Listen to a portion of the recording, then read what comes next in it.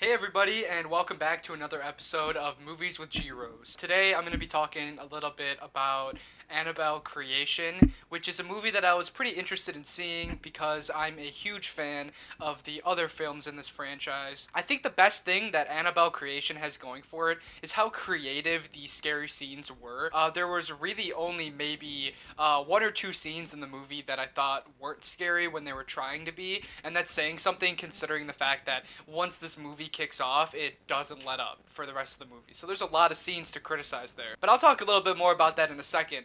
First, I just want to say how much I enjoy the other movies in this franchise. Let me start off by saying that I think The Conjuring is probably the best horror movie of our generation. I would give that movie somewhere around an 8.5 out of 10. So that's really showing you something considering the fact that the best horror movie that I can think of is only an 8.5. Horror movies just typically aren't very good. I think it's just kind of hard to make a good horror movie these days, especially since, everything is so oversaturated. People aren't really scared of that much anymore. The Conjuring 2 I also thought was good, but not as good as The Conjuring 1. The second movie, well, it was very interesting that it was based off of true events, but at the same time, it suffered from some issues that I think this movie didn't suffer from, creation, which is I think it kind of showed the demon a little bit too much at the end there. I'd give that movie probably around a 7, maybe a 7.5 out of 10, but I haven't seen it in a while, so I'm not sure how accurate that is. And then I saw Annabelle in theaters, which, was just awful. It wasn't scary. It took everything that was scary about Annabelle in The Conjuring and didn't do those things. Annabelle doesn't move in the movie. She doesn't do anything scary. And it focused too much on the demon possessing Annabelle and the character fighting Annabelle and the story around that, which wasn't a good story. Too much of Annabelle was build up for no scare. I just didn't enjoy it at all. To get a little bit of an idea of who's making these movies, The Conjuring was mainly created by James Wan. He also created Saw, which was revolutionary for its time. He also made The Conjuring 2, and he worked on Lights Out, which was a pretty good horror movie in my opinion, and you can definitely see the comparison of how they really build dread in scenes. Annabelle was created by some random guy, John R. Leonetti. He worked on The Conjuring as well, but he also helped make movies like Insidious and Dead Silence, which I personally didn't really like. And then this movie, Creation, was actually created by David Sandberg. He was the director, at least, and he helped create Lights Out as well. So it kind of goes to show you that, James Wan and this guy, David Sandberg, worked together on Lights Out. So yeah, actually getting into Annabelle Creation, you gotta know that all of the movies in this franchise are based around Christian horror. It's based around some Christian demon and some Christian people fighting that demon. And the good thing about that is a demon preys on people that are weak, and it preys on basically just making people scared. So there's a lot that you can write in there. There's a lot of leeway. A demon's just trying to make you scared, so there's a lot open to that. The demon can do a lot of things before ever even showing itself as the demon. It can disguise itself as a little girl, like it does in this movie. It can do a lot of different things, so there's a lot of leeway there. And I think that this movie nailed that Christian vibe very well. One thing that these movies do exceptionally well is hinting at scary moments throughout the film. It's just really good at slowly unnerving you without you really realizing it. It's a very subconscious thing that they do. Just little scenes that feel jagged and kind of out of place, but they're meant to kind of plant that seed of doubt and that seed of horror. It's just little things, little things that I probably couldn't even remember. But again, it's just these little moments that slowly accumulate until things really start picking up. And this also kind of relates to my next point, which is this movie has a pretty cheesy beginning. I think the main girl, I can't even remember her name, the main blonde girl with the crippled leg. I thought her acting was kind of cheesy, to be honest. I thought it was a little overdone. Didn't feel right to me. That's not how kids act. But nonetheless, this movie had a cheesy beginning, which I'm actually okay with for horror movies. I just saw The Descent the night before I saw Creation, which The Descent is a great movie. If you haven't seen it, you should check it out, and you shouldn't read anything about it before you go into it. But the one thing about that movie is the beginning is very cheesy. The beginning feels like a very small budget film, and I don't think Creation feels small budget, but it definitely feels cheesy, and I think that's a good thing because for whatever reason, it makes the contrast between the beginning of the movie and the actual scary part of the movie like more terrifying,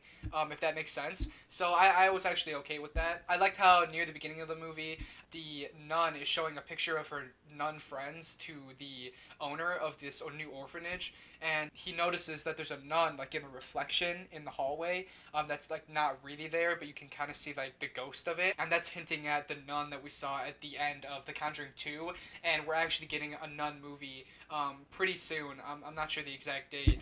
And at the end of Annabelle Creation, we got an after credits scene teasing the nun as well. I just think it's interesting how they're kind of building like the Conjuring cinematic universe. You know, they're making a franchise of anthology films for these different ghosts and loosely tying them together. I just thought it was kind of an interesting idea because I feel like it hasn't really been done before. And then, yeah, once the movie actually gets going, once it starts getting scary, it's like every scene after that is scary. And the one thing that makes this movie really good is how creative these scary scenes are. Spoilers, but there are, you know, there's this scene where a scarecrow is like, there's like a demon growing inside of a scarecrow and ripping his mouth open. There's this scene where this little girl is like growing into a demon, like a tall demon. I mean, there are just so many scenes in this movie that are just creative and well done.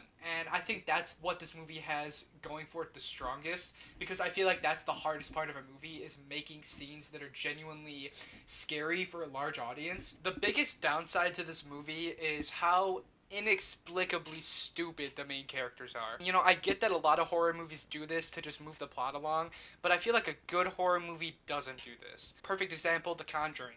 What makes that movie so good is it's so relatable because the characters are making the exact choices that I would make. You know, I feel like the more you are watching a horror movie and saying to yourself, that's a stupid idea, why the hell would you do that? It kind of takes you out of it a little bit. It doesn't make the scary scenes any less creative, but arriving to those scenes is also important. And if a character is literally saying, you know, oh, I know I shouldn't be here, but I'm going to be here, and then gives no other explanation for it. A character actually does that in this movie. Her friend is like, we shouldn't be here, and some scary stuff happens, and the other character is straight up just like, no, I'm just gonna stay. No reason why. Everything leading up to this moment points to the fact that she would probably leave the room. For me, it took me out of the movie a little bit, and I feel like this movie is better than that. It's trying to be smarter than that, and it's the biggest downside of this film for sure. Another thing that this movie does really well that I kind of mentioned earlier is that it doesn't show the demon too much, and that's really important. One thing that made The Conjuring 2 a bad film is at the end of it, the demon is a main character in the scene in like bright lighting for like a while. And I feel like with these demon characters, oversaturation happens so quickly.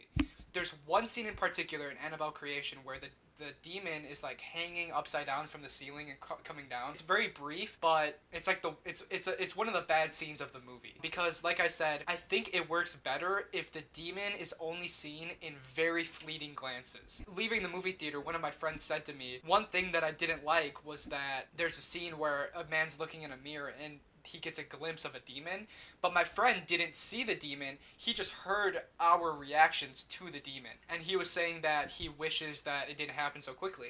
And I said that I think that's what makes this movie good.